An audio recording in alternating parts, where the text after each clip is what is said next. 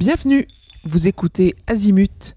Ici, on parle orientation avec les parents qui s'intéressent à l'orientation scolaire de leurs ados. Azimut s'appuie sur des dizaines de spécialistes de l'orientation pour vous informer et vous conseiller. Vous pouvez retrouver l'ensemble des contenus classés par rubrique et par situation sur notre site azimut-orientation.com. Et surtout, n'oubliez pas de vous abonner à notre newsletter. Vous recevrez ainsi les informations de mise à jour et de l'actualité de l'orientation. Bonne écoute. Jérôme Théard, merci beaucoup d'avoir pris le temps pour répondre pour la 3e année consécutive aux questions sur Parcoursup pour Azimut Parlons Orientation. Je rappelle que vous êtes chef de projet réforme de l'accès à l'enseignement supérieur au ministère de l'Enseignement supérieur et de la Recherche. Et dans cette mission, vous supervisez la plateforme Parcoursup de sa conception à ses évolutions. On est le 9 janvier 2024 et d'ici quelques jours, Parcoursup ouvrira la phase des dossiers et d'expression des vœux. Et j'imagine que c'est un peu l'effervescence dans votre équipe qui travaille sur Parcoursup.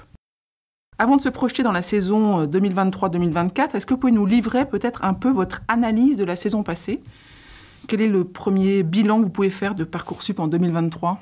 En fait, on s'était engagé en 2023 à faire des évolutions qui vont toutes dans le sens d'éviter un sentiment de stress ou de méconnaissance de la plateforme. Donc on a à la fois complètement revu ce qu'on appelle la fiche formation, qui est le cœur du dossier Parcoursup et de la présentation des formations, avec des informations qui, je pense, sont plus riches, plus claires, plus transparentes aussi sur quels sont les critères utilisés par chacune des formations d'accueil. Et puis le deuxième enjeu était d'accélérer le processus de réception de propositions pour là aussi réduire le sentiment d'attente de la part des lycéens. Et c'est effectif dans les chiffres, c'est-à-dire que, par exemple, au bout de 6 jours en 2023, 75% des lycéens, donc 3/4 des lycéens avaient déjà eu au moins une proposition. Il n'était que 2/3 l'année d'avant, donc ça fait un progrès substantiel et il se voit, puisqu'on fait chaque année des études d'opinion auprès des lycéens, et on voit que les lycéens ont été sensibles.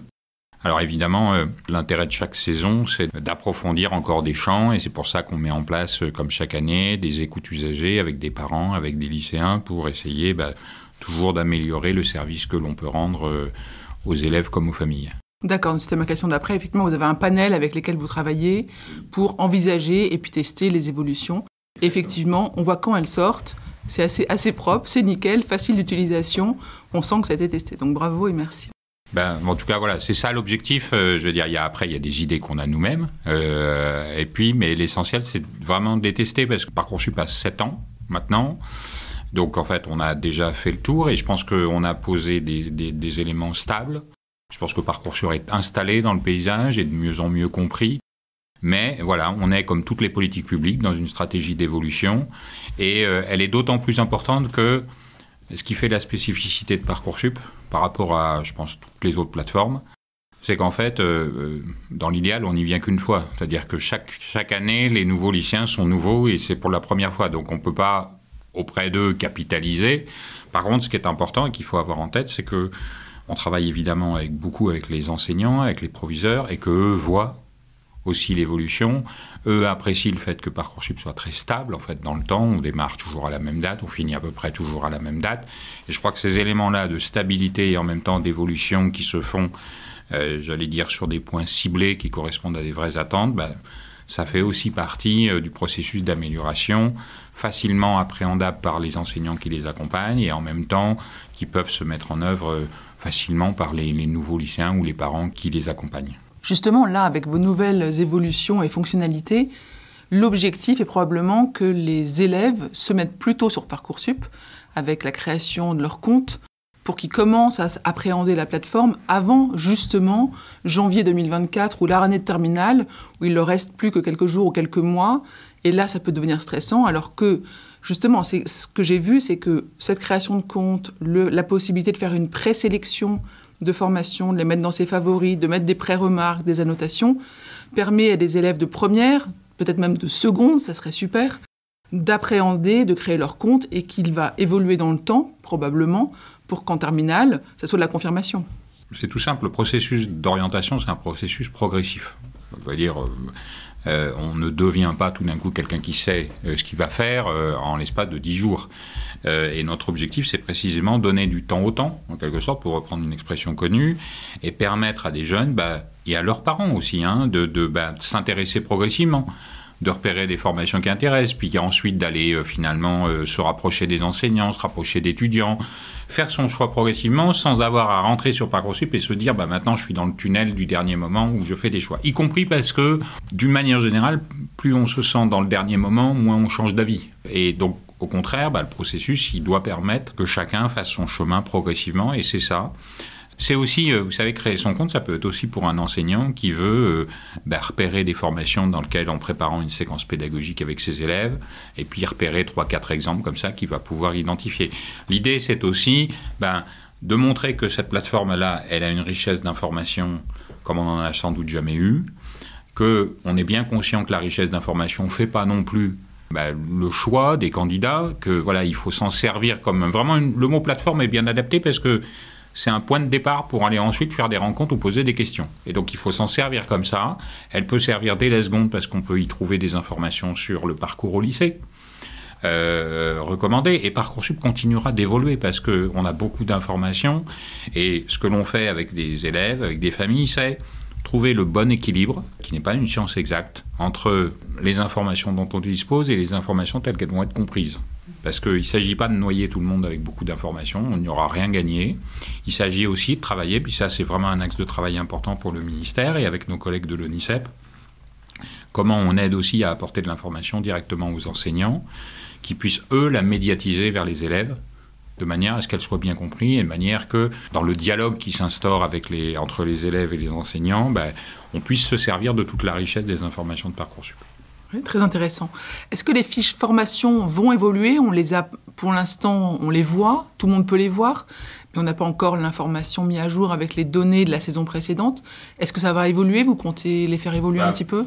Au 17 janvier, elles évolueront parce qu'on y apporte certaines informations qu'on met à jour là en ce moment. Et puis, elles continueront sans doute à évoluer encore dans le temps. Je vois, par exemple, j'étais là récemment au Conseil supérieur de l'éducation et il y avait une expression d'attente des lycéens sur la vie étudiante. Ça pouvait être très très concret, c'était c'est quoi le réseau de transport qui permet d'aller à la formation. Alors cette information, elle existe dans l'espace public. Elle existe souvent aussi sans doute sur les établissements, mais ce qu'on voit, c'est ce besoin des lycéens d'essayer de retrouver au même endroit finalement le maximum d'informations. Puis ça peut être aussi dans la vie étudiante, il y a l'engagement des étudiants et que ça peut être un élément de choix aussi qui est clair. Donc chaque année, on essaye d'apporter des informations et ce qui est intéressant, je prends cet exemple-là sur la vie étudiante, c'est qu'en fait, on sort de la logique stricte qui est une plateforme des vœux pour aller sur qu'est-ce qui m'intéresse au moment où je dois faire des projets. Et vous voyez, apporter une information sur la vie étudiante, là aussi, ça pourrait intéresser un élève de seconde, de première, des parents qui s'intéressent, sans forcément que je sois, qu'est-ce que je fais comme choix immédiatement. Donc c'est ça, donner du temps au temps, apporter de l'information qui est utile à l'ensemble de l'environnement éducatif. Sur la partie dossier, expression des vœux, liste d'attente, est-ce qu'on peut s'attendre à ce que les informations qu'on a aujourd'hui permettent de comprendre ou est-ce qu'il y a des nouvelles fonctionnalités, des nouvelles pièces à apporter, des nouvelles façons de lire qui vont arriver ?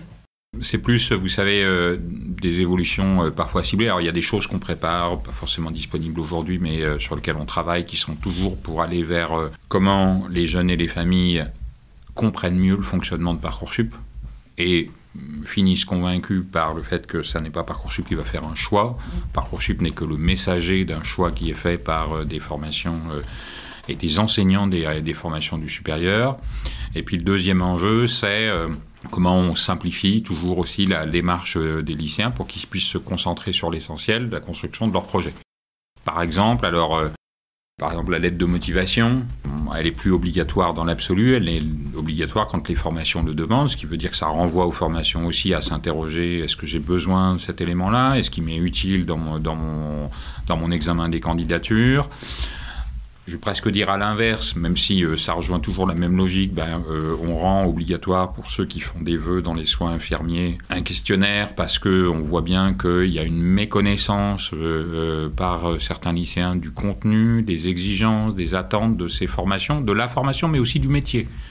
infirmier et que c'est un métier sur lequel, en dépit de la grande attractivité, on constate des abandons. Et d'ailleurs, je ne sais pas si c'est intéressant, mais en tout cas, c'est à relever. Ce n'est pas uniquement des abandons de ceux qui sont dans le cycle de formation. On constate aussi sur les infirmiers, c'est des abandons en cours de carrière. Et donc, quelque part, ça veut dire que c'est... Et la ministre de la Santé et de la Prévention avait engagé un cycle de réforme du cycle des études d'infirmiers. Et évidemment, la question de la formation est au cœur aussi de cet angle-là de réflexion. Donc, comment mieux permettre à des lycéens de s'interroger sur leur motivation ? Comment donner aux responsables de ces formations-là les outils pour évaluer les candidatures de la manière la plus efficace possible? Voilà, ça fait partie de ces enjeux. Donc, il y a à la fois des enjeux généraux qui font évoluer la procédure, et puis il peut y avoir parfois des enjeux thématiques sur tel ou tel type champ d'études sur lequel Parcoursup est impacté parce qu'il y a un élément de réforme sur le fond apporté. Je sais qu'il y aura des réformes sans doute sur les études de santé. Là aussi, elles viendront impacter. Par exemple, dès cette année, nous avons demandé aux universités d'apporter plus d'informations sur les places en deuxième année de cycle d'études de santé, qui n'est pas le choix de la première année, mais le choix de la deuxième. Et ça peut être là aussi un élément de réflexion pour ceux qui s'inscrivent à moyen terme. Dans quel cycle? Est-ce que je vais plutôt en pharma, en médecine? C'est outiller candidats et familles pour faire des choix. Très clair. Est-ce que justement les familles et les candidats vont trouver sur la plateforme plus de formations proposées, plus de choix? Et peut-être que ce serait intéressant de rappeler quels sont les critères de référencement sur la plateforme Parcoursup. On voit l'émergence là de parcours privés, d'une plateforme d'information d'établissements privés à côté. Pourquoi est-ce qu'elle n'est pas intégrée? Enfin bref, en tous les cas, je pense que ça vaut le coup de vous écouter sur ça. Alors, je pense que globalement, on n'a pas tellement de nouvelles formations. Rien de significatif au sens où on est déjà à 23 000 formations et c'est important. L'enjeu est plus la question de la qualité, de l'approfondissement de la qualité et de donner les bons éléments de référence pour faire des choix. C'est les évolutions qu'on a faites cette année. Les conditions de référencement sur Parcoursup, ils sont inscrits dans la loi et ils ont été déclinés. Donc très clair, pour toutes les formations qui sont sous ce qu'on appelle sous statut étudiant, classique, si je puis dire ça, qui ne sont pas en apprentissage, eh bien, ce sont que des formations qui sont reconnues par le ministère de l'Enseignement supérieur. Le diplôme est reconnu par le ministère de l'Enseignement supérieur. Alors, ça distingue de formation. Alors, vous avez cité une plateforme qui s'est développée, alors qui n'est pas une plateforme d'inscription. Je ne sais pas exactement à quoi ça sert, si ce n'est des fois à se donner aussi une information, mais il faut rappeler, les formations qui sont sur Parcoursup, elles garantissent une poursuite d'études possible après l'obtention du diplôme que l'on a recherché. Ça n'est pas le cas des autres formations. Il y a un travail engagé par la ministre de l'Enseignement supérieur, précisément pour aller dans une démarche de labellisation qui permette de couvrir l'ensemble du spectre des formations et d'apporter de la garantie sur la qualité, sur le contenu des formations. Aujourd'hui, je crois que c'est important et parmi les fonctionnalités que nous avons mise en avant cette année, il y a un comparateur, et le comparateur, alors au-delà du fait qu'il y avait une attente des lycéens pour dire je veux pouvoir finalement voir de manière synthétique, comparer un certain nombre de formations, les critères qu'on en a retenus sont des critères qui correspondent à l'exigence de lisibilité pour les familles. Est-ce que c'est un statut public ou privé? Est-ce qu'il y a un label par le ministère de l'Enseignement supérieur? Est-ce que cette formation accueille des étudiants boursiers? Est-ce que cette formation, quels sont ses frais de scolarité? Y a-t-il des épreuves? Voilà, des éléments dont moi, dans le dialogue, et mes collègues, dans le dialogue que l'on a avec lycéens ou familles, nous entendons de manière assez régulière. Il faut apporter une transparence parce que parfois, la compréhension de l'écosystème du supérieur, c'est un peu dégradé au sens où il y a une telle diversité de types de formations. Il faut remettre cette cohérence. Et puis, je le dis parce que c'est un point important. Quel que soit le statut des formations qui sont sur Parcoursup, qu'elles soient publiques ou privées, elles partagent un certain nombre d'exigences qui sont liées au fait d'être sur Parcoursup. C'est des exigences en termes de transparence de l'information, en termes de non-discrimination et d'égalité de traitement dans l'examen des candidatures. Et puis, ce sont des exigences très, très concrètes. Une formation en apprentissage sur Parcoursup ne peut pas demander des frais de scolarité à un jeune apprenti. Une formation sur Parcoursup ne peut pas demander des acomptes. Une formation sur Parcoursup ne peut pas faire pression sur des candidats pour faire tel ou tel choix. Je dis ça parce que un certain nombre de formations qui sont hors de Parcoursup et qui veulent rester hors de Parcoursup en ayant parfois un discours en disant « Ah, mais ceux qui sont déçus de Parcoursup », elles ont ces pratiques commerciales-là. Évidemment, ce n'est pas ce dont elles font la publicité, mais il y a une différence. Être sur Parcoursup, c'est aussi des garanties qui sont à la fois sur le contenu des formations, mais qui sont aussi sur les pratiques de recrutement. C'est intéressant de le préciser. Ça veut dire que la reconnaissance du diplôme visé par l'État n'oblige pas à être sur Parcoursup. C'est un des critères. Et qu'ensuite, il y a toute cette manière d'approcher l'admissibilité. Toutes les formations qui ont un diplôme reconnu par l'État, elles sont sur Parcoursup. Elles le sont. Voilà, elles le sont. Puis la loi avait déjà défini un périmètre de formation obligatoire. Puis il y a des périmètres qui se sont élargis parce que souvent, vous voyez d'autres types de formations portées par d'autres ministères qui ont été intégrés et qui avaient des diplômes reconnus par l'État. Ce que cela apporte, c'est non seulement... il faut toujours ramener à... Pourquoi Parcoursup ? Parce que Parcoursup, c'est une homogénéité d'informations apportées aux jeunes et aux familles, et puis c'est toujours une seule plateforme, une seule procédure, un seul calendrier. Et évidemment, alors ça crée un moment important, au moment où il y a les résultats d'admission, parce que tout arrive en même temps, mais en même temps, quelle facilité, c'est pas les lycéens qui témoigneront dans ce sens-là, parce qu'ils n'ont pas connu ce qui se passe avant, mais pour tous ceux qui ont connu d'autres périodes, voilà, une formation égale un dossier. Et on multipliait les dossiers, et évidemment, en multipliant les dossiers, on fait autant de distinctions sociales, parce que certains n'ont pas les moyens de cumuler ces dossiers. Donc, voilà, l'objectif, c'est bien toujours celui-là, l'égalité des chances, en permettant un accès à une information. Après, l'information, voilà, ça ne suffit pas en soi, il faut aussi l'accompagnement. C'est le sens du travail que l'on fait avec nos collègues de l'Éducation nationale et avec l'ensemble des lycées. Justement, vos collègues de l'Éducation nationale ont réorganisé le baccalauréat cette année avec les épreuves de spécialité tout à fait en fin de cursus, ce qui fait que ces notes qu'on avait, qui étaient des notes objectives, nationales, ne seront plus disponibles pendant l'étude des dossiers Parcoursup. Comment est-ce que les formations ont réagi à cette annonce ? Quels critères est-ce qu'elles ont surpondéré peut-être pour compenser cette absence de notes de spécialité ? Il faut relativiser en se disant qu'il n'y a eu qu'une seule année où il y avait ces notes. Donc en fait, elles avaient déjà des pratiques installées dans leur examen de dossier. Le baccalauréat a évolué pour des raisons qui sont aussi légitimes et je crois qu'il y a de garantir le maintien des élèves en classe et dans leur accompagnement. Et il ne faut pas se tromper de cible. L'objectif, c'est de réussir ses études, c'est pas de réussir Parcoursup. En approfondissant son cycle d'apprentissage au lycée, on consolide aussi ce qui est nécessaire pour la réussite dans ses études. Donc il n'y a pas de débat de savoir si c'est bien ou c'est mal. C'est nécessaire par rapport à la situation constatée en 2023. Le deuxième élément, c'est que comme ça a servi qu'une année, c'est difficile d'avoir vraiment une appréciation. Est-ce qu'elles s'en étaient servies ? Est-ce qu'elles s'en étaient servies complètement ? En tout cas, quelle que soit la situation, il y a un travail finalement... travaux qui sont conduits. Il y a un travail côté éducation nationale qui a été déjà engagé à travers le projet d'évaluation d'établissement qui est de travailler sur la question de l'évaluation, de manière à permettre à ce que dans chaque établissement puisse avoir des règles et qu'on arrive à une homogénéité des conditions d'évaluation. Alors, c'est pas un petit chantier parce que c'est un travail de fond et puis que il se fait en s'articulant avec la liberté, évidemment, de chaque enseignant. Parce que c'est pas tellement des fois les différences de lycée. On a tous été lycéens et on a parfois constaté des différences de notation entre deux enseignants au sein du même lycée. Donc ce travail-là est un travail de fond nécessaire, davantage outillé aujourd'hui parce qu'il y a des données qu'on peut apporter au chef d'établissement.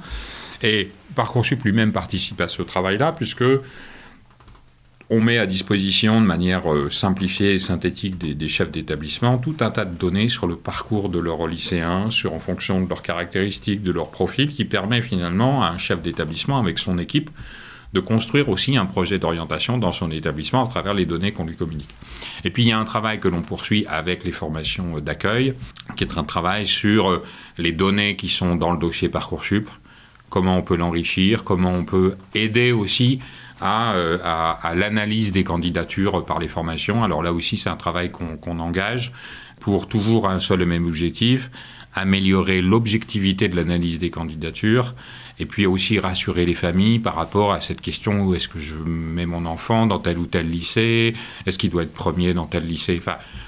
Il faut aussi beaucoup relativiser parce qu'il y a souvent de l'angoisse. Alors, il y a 10 ans, elle existait aussi, elle avait un autre nom, c'était autre chose. Mais il y a toujours, et je crois qu'il faut en revenir aussi aux chiffres. Quand on prend les chiffres de la session 2023, 95% des lycéens ont eu au moins une proposition. En moyenne, ils en ont presque 6. Voilà, je pense que ça relativise aussi cette question, est-ce que je ne vais pas avoir de proposition, est-ce que je suis là ou pas. Mais voilà, je comprends cette question. Et c'est aussi un travail que l'on conduit de manière à rassurer et apaiser. Et je crois que c'est un travail auquel sont bien conscients de l'importance, à la fois les formations d'accueil et aussi les lycées. Donc cette question d'harmonisation, ce travail d'harmonisation qui prendra le temps qu'il faudra, en tous les cas avec les lycées, ces données sont disponibles pour l'ensemble des lycées publics, privés sous contrat également ?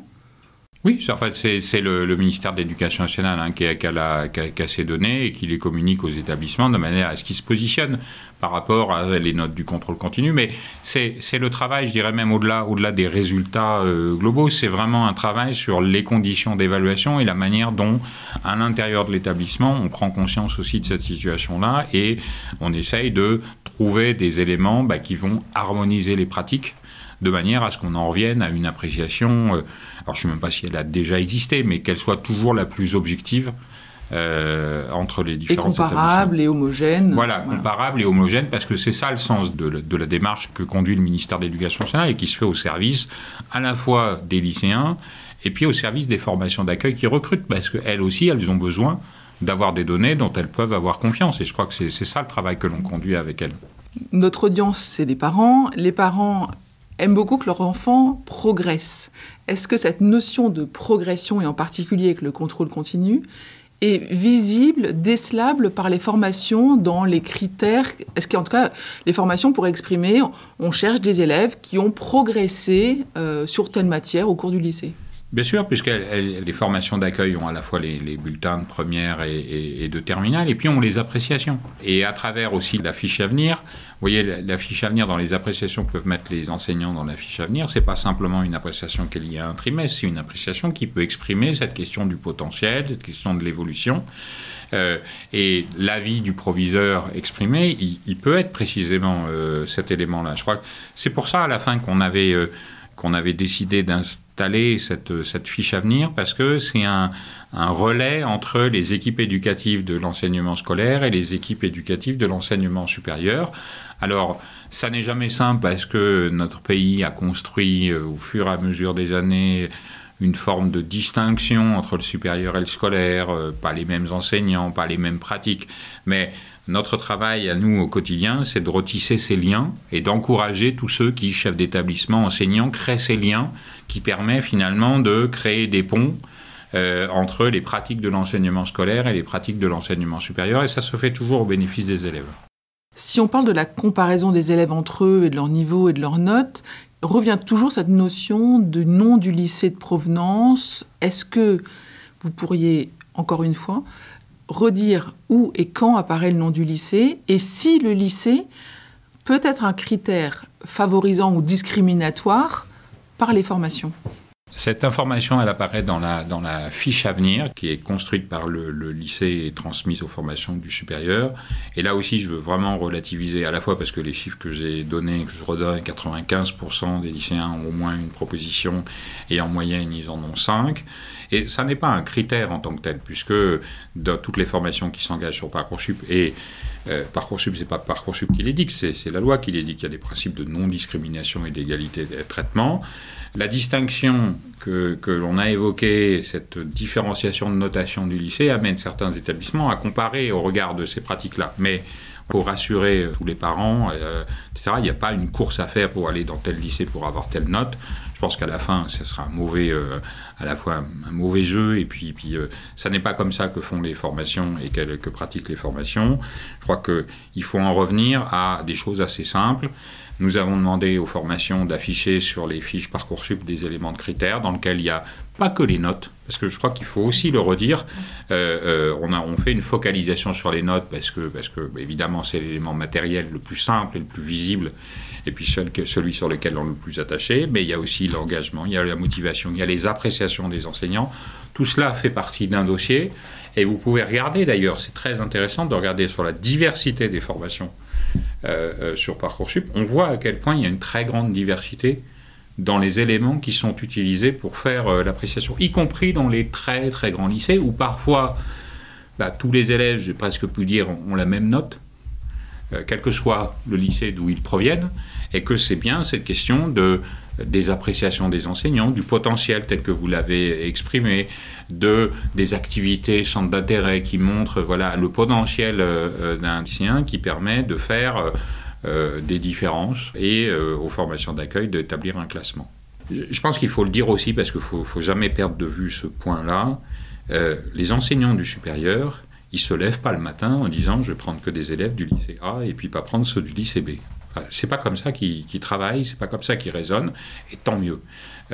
Ces enseignants-là, ils raisonnent en disant quels sont les élèves qui vont pouvoir réussir et qu'on va accompagner vers la réussite dans les formations. Voilà, c'est ça le principe. La question des étudiants qui, en cours d'année, souhaitent se réorienter parce que, pour plein de raisons ou plein de situations. Aujourd'hui, Parcoursup est ferme en septembre, réouvre en décembre et en janvier. Donc en fait, ces étudiants-là n'ont pas la possibilité, en cours d'année, de se réorienter dans des formations qui proposeraient des rentrées décalées. Si, je reprends votre propos, mais pas en tirant une conclusion différente. C'est-à-dire que Parcoursup n'est fait que pour permettre une réorientation quand on recommence son cycle à la rentrée suivante. Mais en cours d'année, ça c'est la responsabilité des établissements d'enseignement supérieur d'organiser des passerelles qui permettent d'un semestre à l'autre d'organiser des transitions. Et j'allais vous dire, moi c'est la première recommandation que j'ai vis-à-vis d'un étudiant qui serait en interrogation par rapport à son maintien dans la filière qu'il avait choisie, c'est d'aller se renseigner dans son établissement quelles sont les voies qui permettent, sans attendre la rentrée suivante, de profiter de passerelles. Et je crois qu'il faut multiplier ces situations-là, parce que Parcoursup ne peut pas intervenir en milieu d'année. Enfin, il y a un moment donné, on fait déjà une mission qui est importante et qui est déjà lourde à assurer, mais elle n'empêche pas l'initiative des établissements dans le cours d'année à organiser. Et il faut bien le comprendre que c'est normal que ce ne soit pas Parcoursup qui s'occupe de ça. C'est vraiment une question d'organisation liée au contenu des formations, liée à ce que vous avez validé puis ce que vous ne pourriez pas valider. Donc voilà, il y a une appréciation concrète des enseignants. C'est eux qui font cette personnalisation des parcours, qui est dans la dynamique aussi de la loi orientation et réussite des étudiants. Et c'est à eux de s'investir, et je pense que beaucoup le font, mais c'est sans doute encore une voie de progrès en termes de mise en visibilité de ces solutions-là. Parce que notre réflexe commun, on a fait 18 ans d'années d'enseignement scolaire dans lequel on reprend toujours en septembre, et où ça n'existe quasiment pas, ces passerelles-là. Il y a une culture différente dans l'enseignement supérieur. Il faut sans doute les rendre plus visibles parce qu'aujourd'hui, il y a beaucoup d'étudiants qui modifient leur parcours en cheminant, finalement. Et ce n'est pas un signal négatif. Je pense que la réorientation, on en a une vision très binaire en disant on se réoriente parce qu'on échoue. Aujourd'hui, il y a beaucoup de réorientations qui sont simplement « je retrouve ma voie » et ça me permet, moi, en plus, d'illustrer un discours que je tiens en permanence, qui est de dire « Parcoursup n'est pas le dernier choix de votre vie. Il n'est que le premier choix d'une première année d'enseignement supérieur et vous en ferez beaucoup qui vous permettront de trouver votre voie à vous. » Donc voilà, c'est pour ça que quand je résume en disant l'important c'est de réussir ses études et pas de réussir Parcoursup, il y a tout ça derrière. Chez Azimut, on recommande évidemment Parcoursup, Horizon 21, le site de l'ONICEP. Et puis récemment, on a vu arriver des nouveaux sites qui exploitent les données en open data, qui sont toujours accessibles et qui sont complémentaires, ou pour certaines déjà sur le plateforme Parcoursup, comme SupTracker, SupEasy. Comment est-ce que vous envisagez, comment est-ce qu'il faut travailler avec ces autres plateformes qui utilisent les datas de Parcoursup ? Il faut d'abord redire que le ministère de l'Enseignement supérieur a une politique très large d'ouverture de l'open data. Et je pense que, vous voyez, quand Parcoursup, on lui fait le procès de la transparence, il y a parfois, il faut aussi regarder ce que l'on affiche. Et c'est important parce que ces données-là, elles n'existaient pas auparavant. Donc je crois que c'est un enjeu important. 2, il y a une initiative, il y a des gens qui exploitent les données. L'open data, ça sert à ça.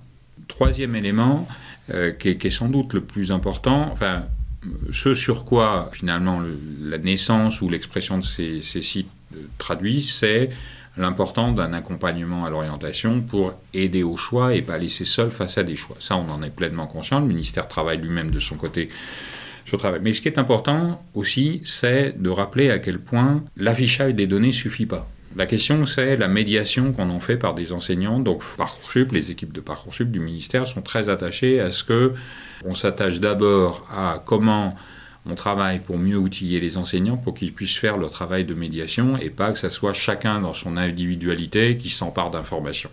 Parce qu'on peut très vite se tromper sur l'interprétation des données. Il ne suffit pas d'afficher des données, la question c'est quel est leur sens. Et souvent, nous on voit, parce qu'on travaille beaucoup, et avec les collègues de l'ONICEP, avec pas mal de lycéens, avec beaucoup d'enseignants, la difficulté c'est que des informations qui sont comme ça, on n'est pas toujours sûr qu'elles soient bien comprises. Et puis, il y a parfois, elles entraînent des réactions binaires.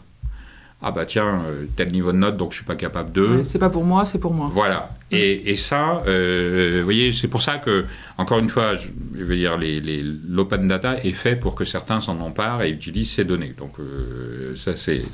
je pense que ça aide à faire réfléchir. Après, vis-à-vis des lycéens, il faut sans doute plus que de l'affichage de données. Et c'est sur quoi le ministère travaille, lui aussi, pour être en capacité d'accompagner des enseignants dans leur rôle de médiation de l'information, dans leur rôle d'accompagnement, et pour éviter toujours le risque à la fois de l'autocensure, et en même temps aller toujours vers... il ne faut pas que Parcoursup soit une surprise, c'est pas l'objectif. Moi, je veux dire, on ne travaille jamais pour que ça soit le jour d'admission, ah ben oui, j'ai une surprise, etc. Évidemment, on a tous ce comportement-là, un peu découverte des jouets de Noël, quoi. Enfin, je veux dire, surprise, mais notre objectif à nous, c'est de sécuriser les parcours du lycée vers l'enseignement supérieur, permettre qu'on puisse comprendre est-ce que cette formation est faite pour moi, indépendamment des notes. Et je redis aussi, parce que cette information est importante, il n'y a pas que les notes. Évidemment, on focalise tout sur les notes parce que c'est quelque chose qu'on a en tête depuis toujours, sur l'échelle entre 0 et 20, comment on se positionne. Mais beaucoup de formations ont d'autres éléments. Et je pense notamment, vous voyez, la question des enseignements de spécialité et les travaux que l'on a, y compris de l'inspection générale, montrent à quel point ce n'est pas toujours l'élément déterminant. Il y a bien d'autres éléments qui peuvent y contribuer. Donc il faut se méfier. Voilà, c'est bien qu'il y ait des sites qui développent de l'information, qu'ils le présentent sous un jour différent, nouveau, et que globalement ça fasse avancer la question et le débat. Voilà, le ministère, lui, travaille aussi de son côté sur comment, dans les lycées, au sein des équipes éducatives, on améliore les outils qu'on peut leur apporter pour aider les lycéens. Les parents, où est-ce que vous les voyez dans Parcoursup? Quelle est votre recommandation de posture, de positionnement, d'accompagnement? Alors, les parents ont une place évidemment essentielle. Enfin, c'est les premiers accompagnateurs de leurs enfants. Je pense qu'à la fois, ils doivent faire confiance à leurs enfants et donc avoir une forme aussi de détachement. Et puis, moi, je travaille beaucoup avec les fédérations de parents d'élèves et avec le souci aussi de les accompagner parce que je pense que les parents sont des fois peut-être plus surpris que leurs enfants par le changement de l'environnement du supérieur. Ils ont connu un monde de l'enseignement supérieur qui n'est plus celui d'aujourd'hui. Il s'est beaucoup diversifié. Il n'y a sans doute pas, moi, enfin, si je prends ne serait-ce que mon époque, le double diplôme était un concept inconnu. Aujourd'hui, il se développe. Et donc, il y a à la fois, ils sont là pour accompagner et donner confiance. Et je pense que c'est très important de donner confiance. Et en même temps, il y a besoin de travailler avec eux pour qu'ils aient aussi une visibilité de l'offre de formation et une compréhension de l'offre de formation. En tout cas, ils ont toute leur place. Et je le redis parce que nous, on a mis en place ces fonctionnalités-là. Ils peuvent renseigner leurs coordonnées de mail et de téléphone portable dans le dossier de leur enfant pour être prévenus systématiquement. Et c'est une mesure qui a un effet très important en termes de sérénité dans la famille. Et puis, j'ai parlé dans les fonctionnalités nouvelles de la création de compte. Un parent peut lui-même créer son compte. Je vais dire lui aussi pour examiner, pour utiliser les données de Parcoursup si ça aide dans son travail d'accompagnement avec leurs enfants. En tout cas, moi, je prends ça à la fois très au sérieux, puis avec beaucoup d'intérêt, parce que, on y apprend des choses, et deux, c'est pas un métier, parents. Donc, voilà, je veux dire, on a le droit de pas savoir, et c'est bien de participer. Et moi, je trouve toujours très riche les dialogues que j'ai avec les fédérations de parents d'élèves, avec tous les parents quand je fais des webinaires, parce que, y compris quand les questions sont très, très directes, Ça sert à rassurer, ça sert à informer, et puis ça sert à les aider à trouver le bon positionnement. Je ne pense pas qu'il y en ait un qui soit il y a celui de chacun de sa famille, et puis de son histoire familiale. Ça, on le respecte, évidemment, parce que c'est important. Moi, je ne fais pas d'intrusion dans la vie privée. Et puis, en même temps, ils ont à apprendre. Je pense que c'est la première fois que leur enfant va faire une démarche un peu autonome. Donc voilà, c'est un moment, évidemment, de transition dans la vie de la famille, que les parents doivent accompagner, et après on leur fait confiance évidemment pour être là au plus proche de leurs enfants et les aider à franchir cette étape. C'est très bien, merci, on va conclure là-dessus. Merci beaucoup Monsieur Teilhard. Je vous en prie, au revoir. Je vous retiens quelques instants.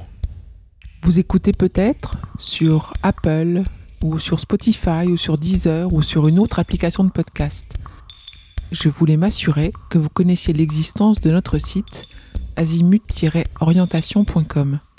Sur ce site, les contenus sont organisés par thématique et par situation. Ceux qui connaissent adorent et utilisent notre moteur de recherche, ce qui leur permet d'aller chercher directement le bon contenu qui correspond à leurs problématiques. Je vous encourage à vous y connecter et n'oubliez pas de vous inscrire à notre newsletter. Merci de votre fidélité et à bientôt.